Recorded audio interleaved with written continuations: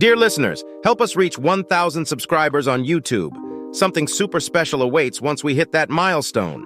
Subscribe now and join the fun. My wife and I married relatively late in life. I was 29 and she was 32. That was 6 years ago. We both lived life to the full until we met. And so we're basically broke. Premarital discussions included both our desires to have children and to have Julie as a stay-at-home mom. Until the youngest child started school, we both agreed that having a full-time parent was essential to a child's well-being. For people that could afford it, that meant we had. Until we started a family to build up a nest egg to keep us through the lean years that translated as Julie holding down a full-time job and me doing the same with as much overtime as I could eat. I settled into the routine of doing a double shift on Fridays, going into work late Saturday, and doing another 12 hours. It was paying off as well. We now own the house outright, and the bank balance was climbing steadily. Recent discussions led me to believe that children were on the cards very soon, certainly before Julie reached the big 40, and the odds of conceiving a first child plummeted. That's why the conversation we were having this Thursday night was so bizarre, Dave. I want to discuss a trial separation. How do you spell incredulous? I was shocked to the point of brain freeze. All I could think to say was what those of you that have ever been dumped by a boyfriend or girlfriend, husband or wife will know the feeling the person doing the dropping has it all planned out and is totally prepared. The person being dropped is unprepared and confused. That was me.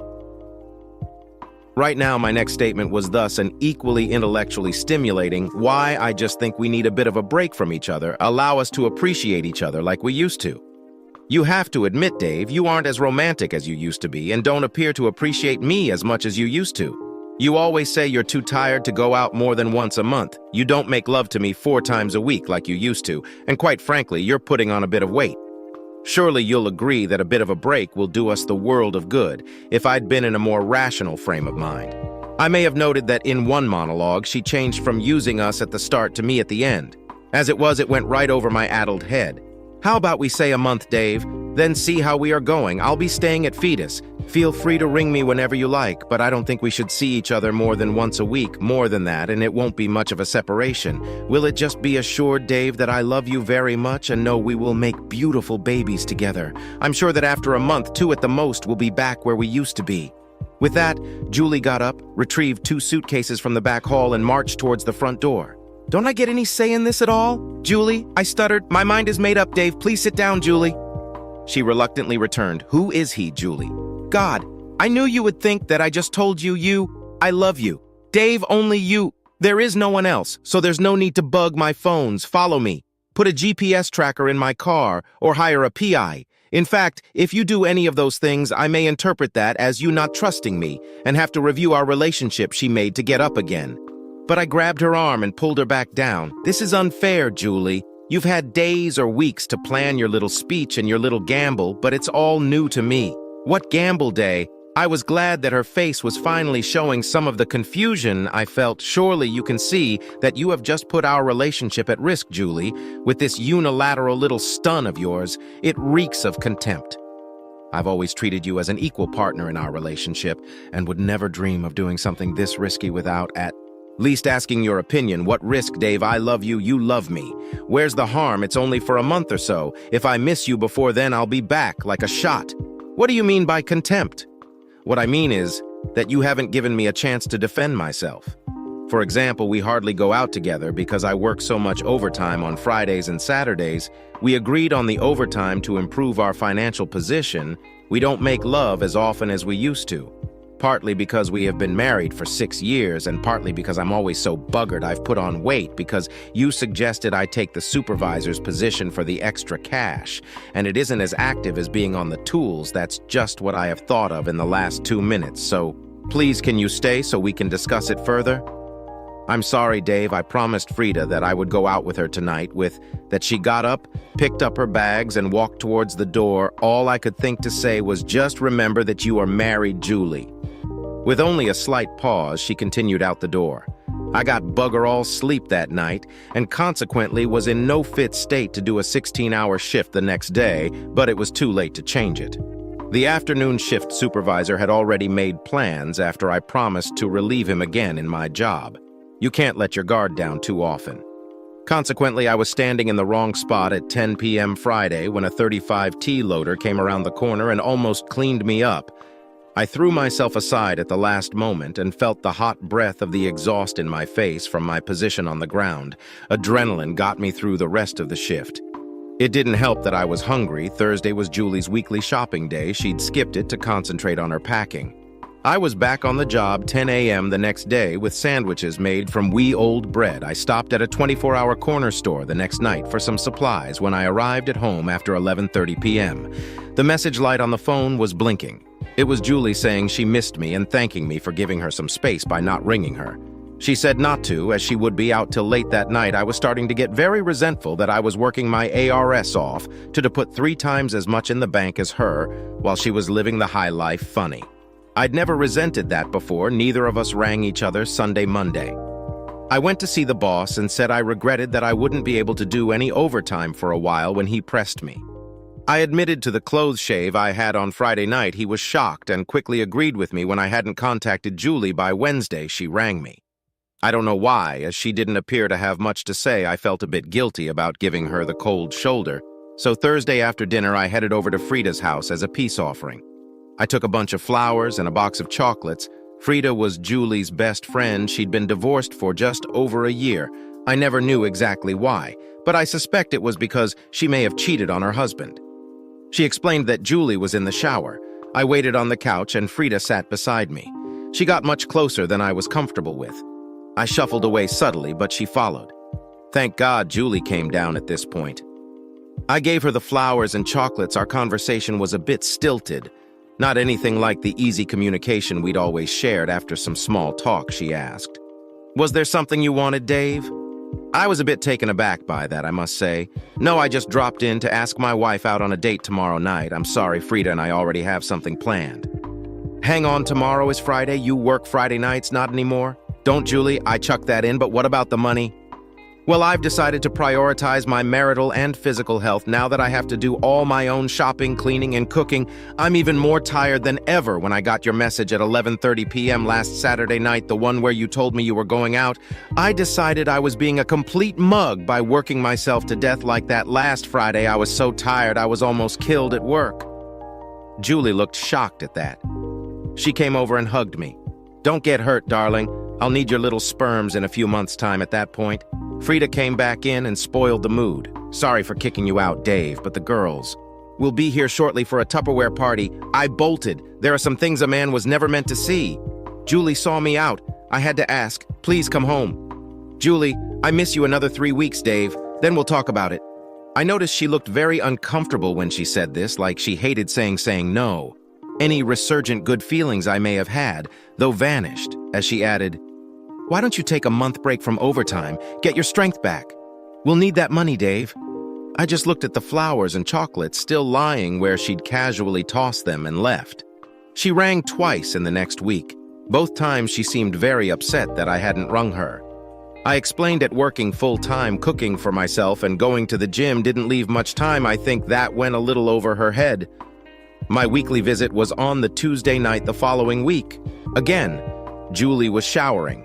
I didn't make the same mistake as last time and sit on the couch. Frida was dressed up and stood very close as she spoke. It really made me feel uncomfortable. Julie came downstairs also dressed up. She looked a little uncomfortable as she explained that I really should have rung if I had. Then I would have known they were going out. I felt more than a little humiliated as I was bundled out. I could have sworn I heard giggles from the other side of the door. I vowed that was the last time I would debase myself. Neither of us rang for the rest of the week. That Sunday, I was working out in the backyard.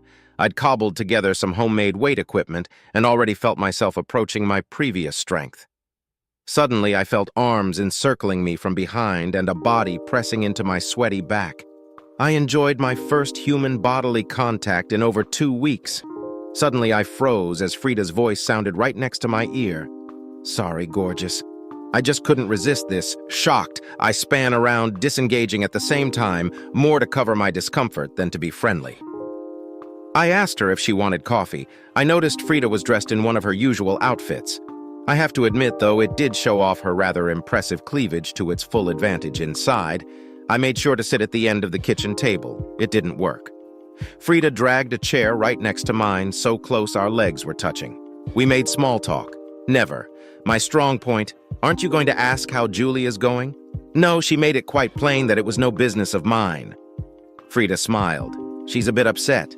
You know, she was hoping you would be begging and grailing by now. Sorry, Frida, not my style. I asked her out on a date that first time I came to your place. She turned me down, saying she'd already made plans. I noticed she never rang and asked to reschedule. I have no idea what this separation is all about, so I'm just going to sit and wait it out to see if she comes back or our marriage ends. I knew everything I said would be repeated to Julie. I expected Frida to look worried at my last statement, but she just smiled and put her hand on my leg. This had to be some kind of test one that I knew I would pass, as I didn't find Frida the slightest bit emotionally attractive. That body, though, was a different matter. I noted that another button of her top had magically undone itself. You know, I've always admired you and Julie as a couple, don't you? You must be really secure in your love to let her date other guys. Or are you just pretending you're not worried my blood ran cold? We hadn't talked about dating during this unilateral separation, but my statement of, "Don't forget you're married," should have been self-explanatory. Without a word, I left the house and jumped into my car, arriving at Frida's house. I barged straight in out the kitchen window. I could see a bikini-clad Julie sunning herself on the deck with determination. I strode out. Julie, what is this Frida tells me about you dating? I haven't been dating Dave. We did meet a couple of guys last Tuesday at a club and danced a bit. We may have mentioned that we might be there again last night and met them again, but that's hardly a date. I would have expected Julie to look worried while she defended herself like this. But she didn't. If I had to pick a word to describe how she did look, it would be determined, oh, and what happened last night, wife. Dear, nothing, just more dancing, nothing inappropriate. We haven't kissed or anything like that. They just bought us some drinks and we danced a bit, nothing inappropriate, since when has it been appropriate for a married woman to dance with other men when her husband isn't even there? I suppose at the end of the evening you just happened to mention to them when you would be there next. No response. Well, if you meet them again, it will definitely be a date, and just as definitely be very inapro. Look, Julie, all this is really hurting me. You know, I still have no idea what this separation is all about. Can we skip the next 2 weeks and just have you come home right now? I really miss you, no, Dave. Not yet. In fact, I think we'll go past the month I haven't regained my old feelings for you yet again. She looked oddly uncomfortable, like she was saying something she didn't really want to of all her irrational acts of late. This was the one that was confusing me the most. I just stared at her for a moment longer, then got up to leave. You could ask me out on another date. You know, you may get lucky this time without pausing or looking back, I threw out. Or you could ask me out, you know where I live from Monday onwards. Julie began ringing the home phone every night. The conversations were always brief and uncomfortable. I started to get the impression that she was just checking I was at home. I really didn't like the implications of that. On Friday night, she rang at 7 p.m. The home phone diversion to my mobile I'd programmed worked like a charm. I could clearly hear music in the background. I was almost at Frida's house, where I confirmed Julie's car was missing. I trolled the nightclub strip 10 minutes from Frida's until I saw Julie's car in the car park of one of the bars. It was tucked away in the back corner. I peered through the window of the bar until I saw Julie and Frida sitting alone in a booth. As I watched 2 more girls join them, one I vaguely recognized as another friend of Julie's. Deborah, the other, was a stranger. I watched Deborah introduce the newcomer to Julie and Frida. While they were thus distracted, I snuck in the back corner and hid at the far end of the bar. 10 minutes later, I caught a lucky break. The booths ran in a double row with a wall dividing them, effectively splitting the bar in 2. I noticed the couple in the booth adjacent to the girls leave, making sure they weren't looking my way. I sat down in the vacant booth. By stooping slightly, I would be totally unseen until one of them stood up. I covered that by sitting with my back to them with effort. I could catch most of what was said. Deborah was talking, "You're mad. Julie, from what you've described, your Dave is much more romantic than my husband." Another voice cut in, presumably belonging to the stranger. "Yeah, me too. I would have killed for half of the things you say you get from my ex." Frida cut in. "Don't you think Julie deserves better? I mean, look at her and she's beautiful." Deborah cut in again. "I don't know, guys. It sounds like a very dangerous game to me. How do you treat him?" "Julie, do you spoil him rotten? It sounds like with working so much overtime, the guy must be wasted most of the time." "Do you keep him in bed all Sunday and screw his AR off if he was mine?" I would now. Julie has a very soft voice, so I didn't hear a word of her reply that went on for several minutes. All I heard when Julie finished and Deborah restarted was, "Is that all, and you're making this guy fight for you?" At that point, someone started the jukebox. I used the opportunity to evacuate my bladder. When I got out, my booth had been stolen. The bar was filling rapidly. I felt safe returning to my corner of the bar. I wondered how long it would be before the guys turned up over the next hour. I watched numerous guys approach the girls trying their luck. They all left disappointed. Then I watched the strange girl heading for the bar. She walked its length looking for an opening. As she approached my corner, I made a big deal of making room for her. She smiled at me, then ordered 4 drinks up close. She was quite an attractive lady, short brown curly hair and an easy smile as she waited for her drinks. She turned to me. "So do you come here often?" "Hey, that's my line." "Well, you were too slow." We chatted easily until her drinks arrived. I didn't miss her searching glance at my wedding ring finger because of my job. I hardly ever wear my ring when her drinks did arrive. She surprised me. "Look, the conversation at my table is bloody awful. Do you mind if I use you as an excuse to bunk out?" "What do I mind if a beautiful girl talks to me? What do you reckon I should warn you, though? I am married, but my marriage is in extreme difficulty. That's why I'm here." "Wow. Well, thank you for your honesty. I'm just looking for companionship. So, if it's still okay, I would still like to chat." She smiled at my mischievous grin and was back 2 minutes later. We chatted very easily for the next hour and a half. I kept glancing over to make sure we weren't observed. I noticed that a man had taken the vacant seat at the girls' table and was buying all the drinks.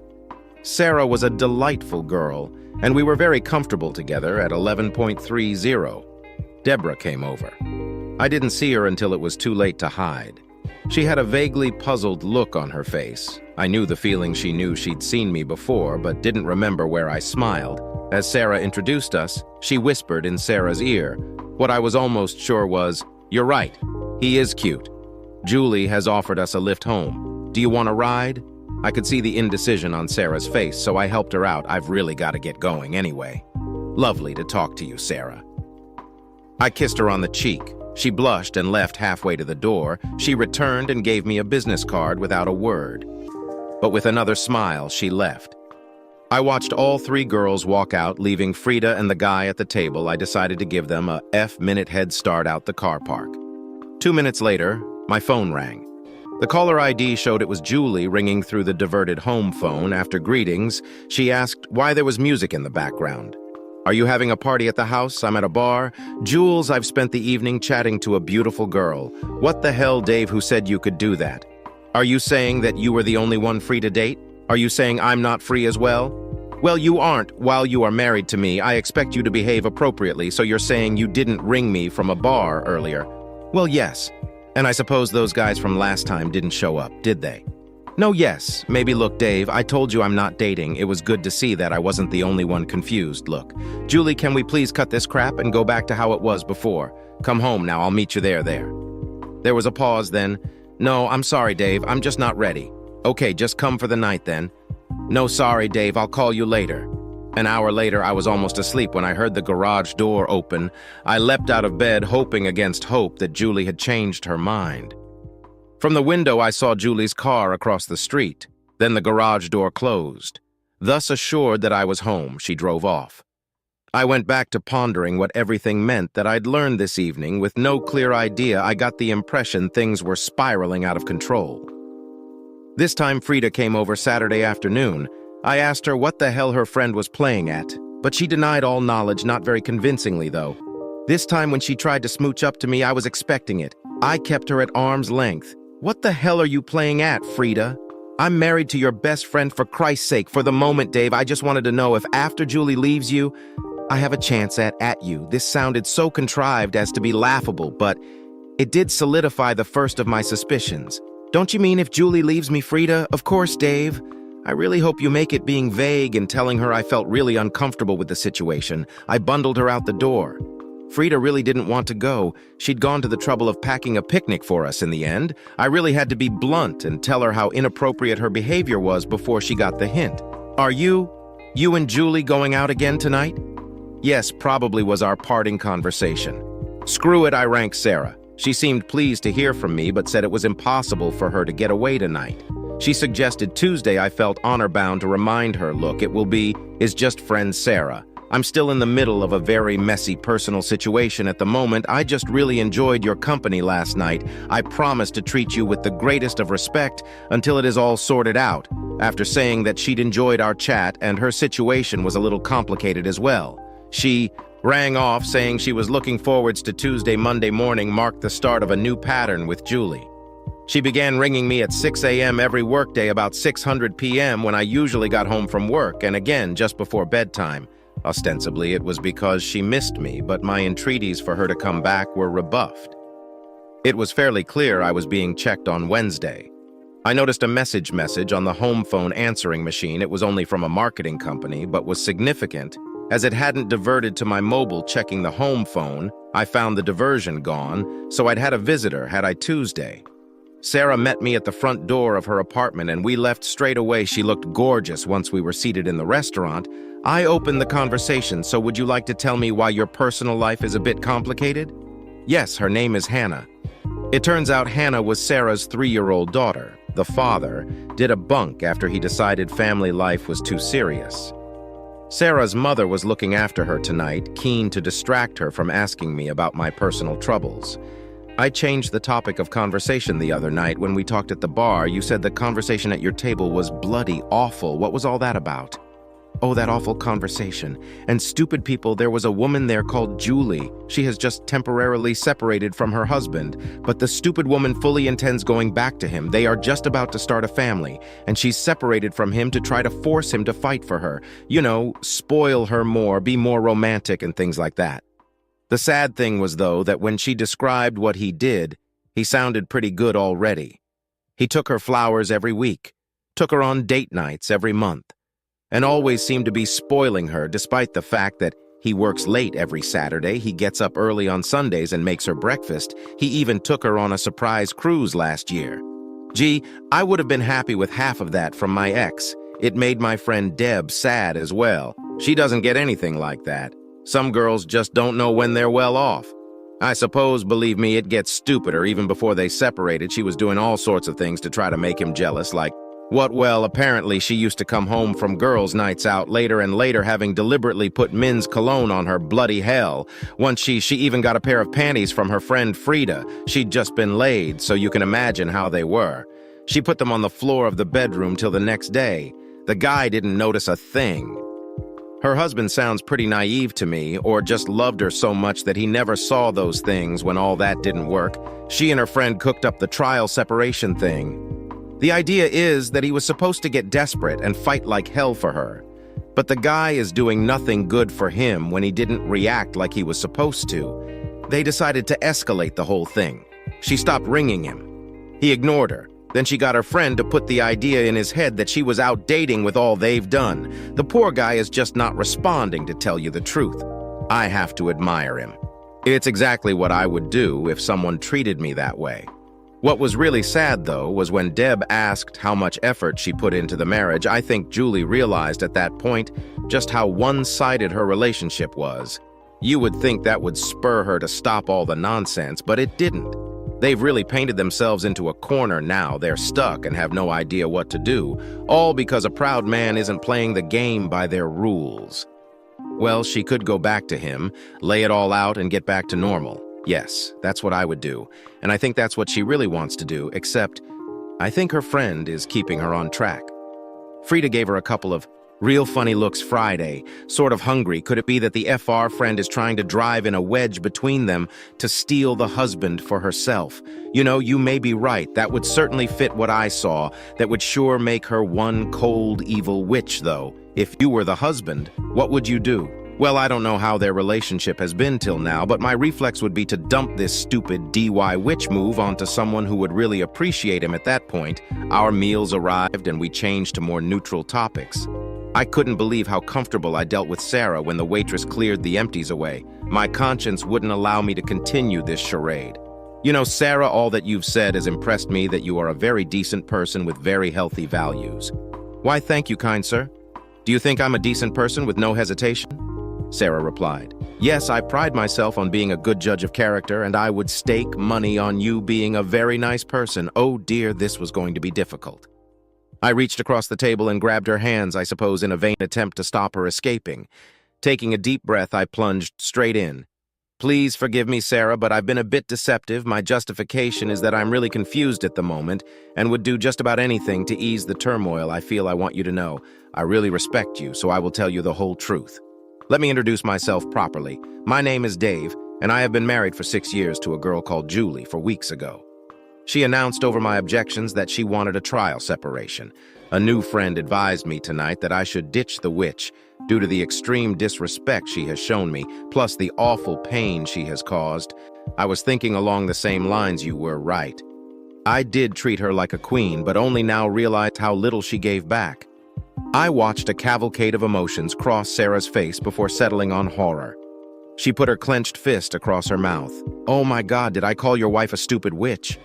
Actually, I was deeply offended that you called the stupid wit a stupid witch. That broke the ice a little.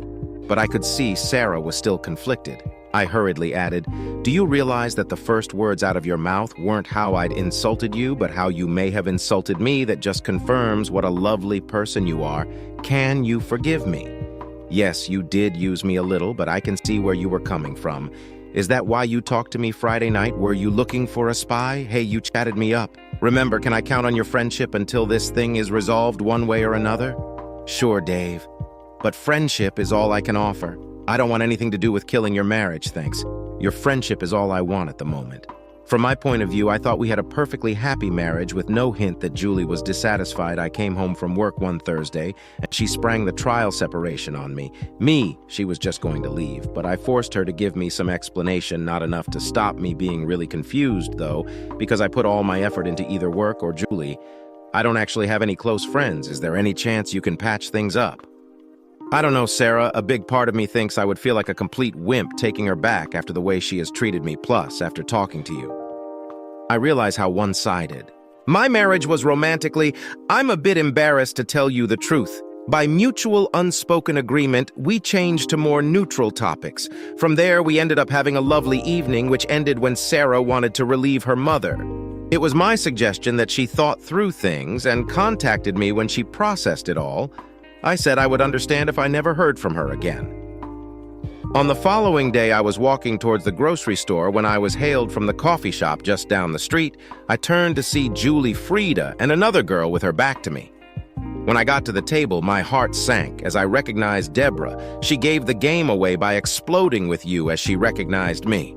The implications quickly unfolded to me. Julie would soon know I was spying on her. She would also know that I'd seen there were no men involved in her Friday night bar trip. Depending on what Deborah said, Julie might even deduce that Sarah had given the whole game away.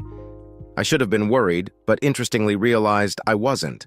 I'd have to analyze that later. After a brief, polite conversation, I left them to it, explaining it was time to get home and cook. I watched Julie's face to see if this elicited any guilt, but it went right over her head. The expected phone call didn't come until 9:30 p.m. that night. I was almost asleep, and no one is at their best in that state. Dave, didn't I warn you not to spy on me? The fact that you did just shows me your lack of trust in me. Not only that, it shows an extreme lack of respect. Look at it from my point of view, Julie. You pull this stunt on me and refuse to tell me what it is all about. Don't you think I may want to try to find out for myself? It was a clear violation of our rules, Dave, your rules. Julie, I waited for this to sink in. What a waste of valuable brain time. Her next comments were strangely philosophical. Dave, dear, I just don't know what to make of all this. This trial separation just isn't working out as I thought it would.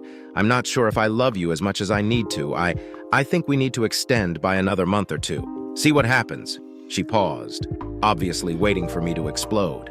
I stayed silent unless she'd had a sudden change of heart since last Friday. Then this was just an escalation to get me to try harder. What was the old saying? If at first you don't succeed, try and try again. Personally, I preferred the mining variant of this. If at first you don't succeed, try more explosives next time. It wasn't much of an escalation, though. Simply extending the separation and confirming her reduced opinion of me was pretty lame. I thought, of course, there was more to come. All right, Dave, I didn't want to do this, but I think it's only fair. I think I should be able to date other guys. Maybe if I do that, I will realize how good you are and regain my old feelings again. She paused for the inevitable explosion. This time, my silence wasn't deliberate. I was just speechless when I could speak. I chose not to. I knew I couldn't control what I would say, but knew it was very unlikely to solve any problems. Are you still there? Dave. I still didn't answer. I briefly considered telling her that I knew exactly what she was up to, but it seemed to me that she had to decide to do the right thing for the right reason. If I laid all my cards on the table, she would probably come back, but the underlying problem would still be there. Dave, I think you dating would be a really bad move, Julie, in fact. Let me be quite clear on this. If you do date or in any way behave in a manner that is inappropriate as a married woman, then I will consider that you have opted out of our marriage by inappropriate. I mean meeting a guy more than once, dancing with, touching, or kissing another guy. Am I being clear enough? I really don't know if we can salvage this marriage even if you come back today, but I'm willing to try. Will you please come back where you belong? Julie, this time, the silence was hers. Well, I don't think you were in a position to dictate terms. Dave, you don't own me. I think I'm free to find a bit of the romance and companionship I've missed out on for the last month. This was the point I seriously began to think Julie was deranged, should I point out. That the reason she was missing romance was that she'd run out on the romancer. So Julie, you still insist on opening up this marriage. You never did give me a reason for this separation that I could understand. The closest theory I could think of was that you were trying to make me work harder, put more effort into our marriage. I dismissed the is being too disrespectful. One advantage of having you gone is that it gives me time to think. I realize now that I appear to have put much more effort into our relationship than you have now. I'm back to being totally bewildered again. The silence, when she broke it this time, it was in a voice one beat away from a sob, like she was slavishly following a plan that she suddenly realized was seriously flawed. I'm sorry, Dave. My mind is made up. The dial tone announced the end of the conversation, and I suspected our marriage bizarrely when I came home.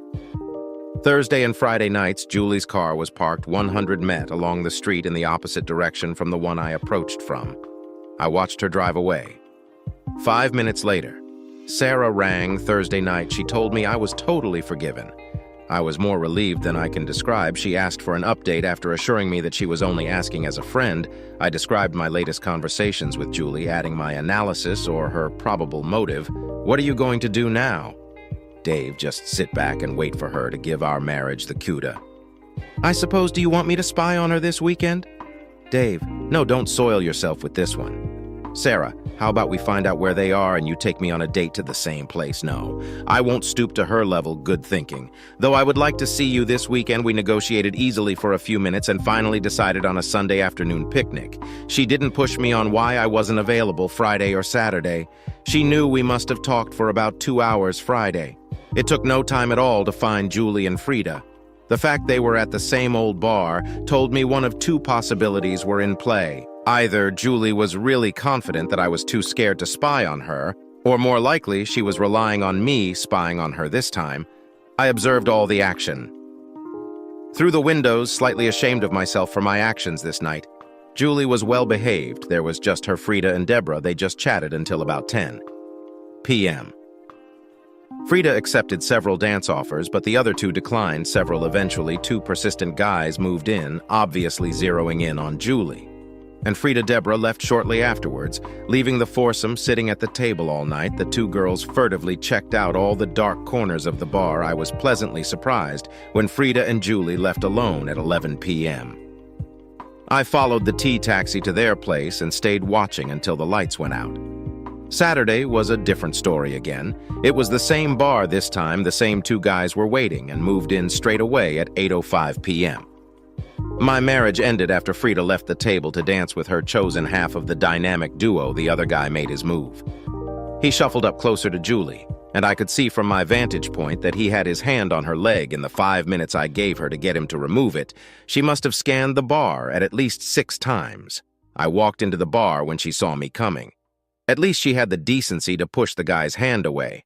The expression on her face could only be described as smug as she delivered her opening gambit. Dave, I warned you not to spy on me again. Her unfortunate victim, sensing my mood, stood up whether to confront me or escape.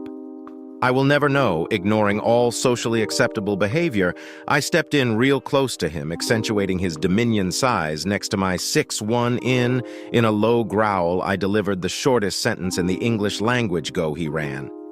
I kept my eye on Julie's face as I sat down in his vacated seat and pulled a roll of papers from my breast pocket. These are papers for a mutually agreed divorce. I've already filled them out.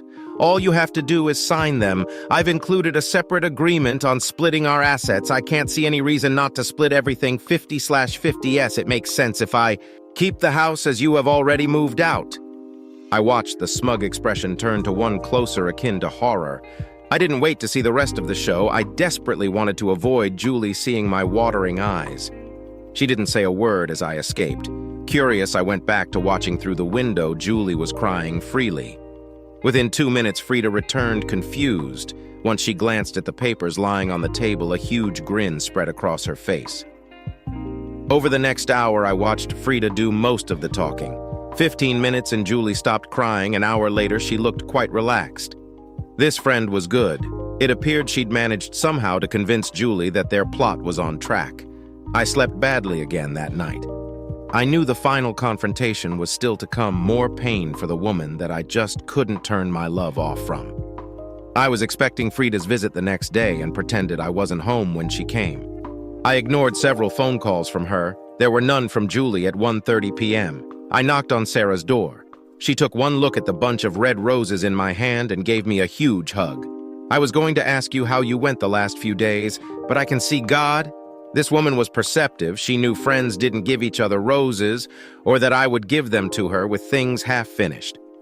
She invited me in and we walked up to an older lady putting her arm around me. Sarah introduced us. Dave, this is my mom, Laura. Mom, this is my boyfriend, Dave. I was speechless, but in a nice way. This time I was also wondering how much Sarah had told her mother. Laura solved that problem for me by asking, "So is it finished all over, bar the shouting, as my old dad used to say?" I then updated them on the latest developments, adding my supposition that Julie hadn't accepted it as serious. There was still work to do to prove I was serious by breaking the rules. She showed exactly how much respect she had for me. They could both see and hear my pain. Laura hugged me as well. Then a little angel entered the room. Hannah had finished her nap again. I was introduced. She looked disappointed when Sarah explained that we were going out, even after Laura explained how much fun they were going to have. I whispered to Sarah, "Can't she come with us? Are you sure you're a package deal? I accept that would be great. It tears me up to be away from her all week while I'm at work, so I like to spend all weekend with her."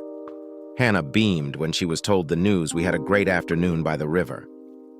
Sarah complained of feeling a little left out, but from the size of the smile on her face, I knew I didn't have to take it seriously. I delivered both ladies home, where Laura had already catered me into dinner. I left giving Sarah another chaste kiss on the cheek. Julie must have been in her hiding spot just up the road when I got home. I hadn't even got the front door open when she pulled into the driveway. She left the engine running and got out. In her hands she held the papers I'd given her Saturday. "Here you go." Dave signed and witnessed. "Good night." I was stunned. While she retreated back to her car, she hopped back in and belted up, putting her car in reverse. She wounded down the window and called over. "Now I've called your little bluff. Maybe you can ask me out on a date this week sometime. I'm free on Wednesday with that." She took off. "Men are from Mars. Women are from Venus. Be screwed, I'm from Earth." Julie appeared to be from somewhere near the Horsehead Nebula. If it was all over bar the shouting, then it was going to be some fugly shouting. The shouting started Monday evening.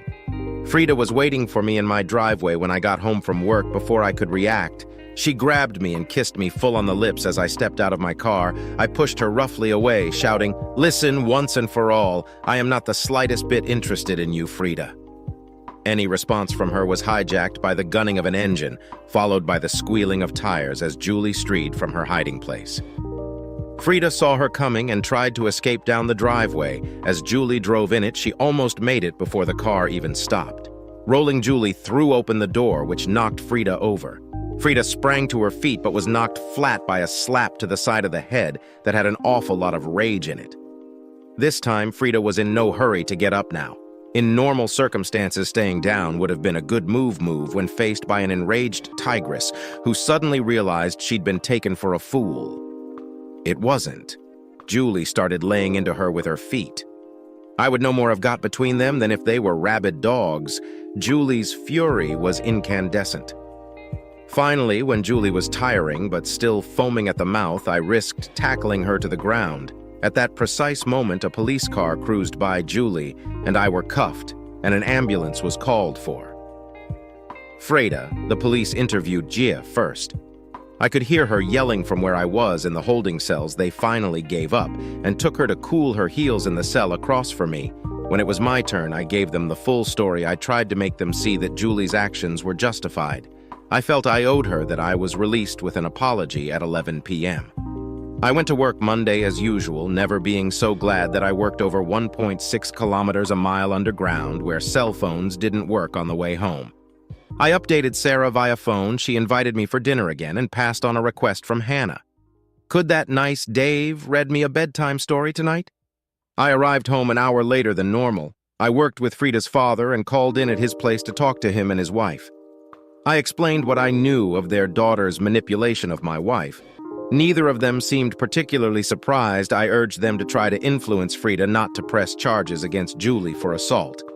They promised to do what they could. Julie's car was in the garage. When I finally arrived home, walking into the master bedroom, I saw her empty suitcases on the bed. The shower was running. Waiting downstairs with trepidation, I rang Sarah and canceled our dinner date. We discussed what tactics Julie was likely to try in hindsight. We both got it wrong. Julie strode down the stairs, brimming with her usual confidence. "What's for dinner, Dave?" I didn't answer, so she came over and stood right in front of my chair. "I've decided to forgive you, Dave. We've both acted a bit silly, I know, but let's put it all behind us. I've come back. If you haven't organized dinner yet, let's go out when I found my tongue again."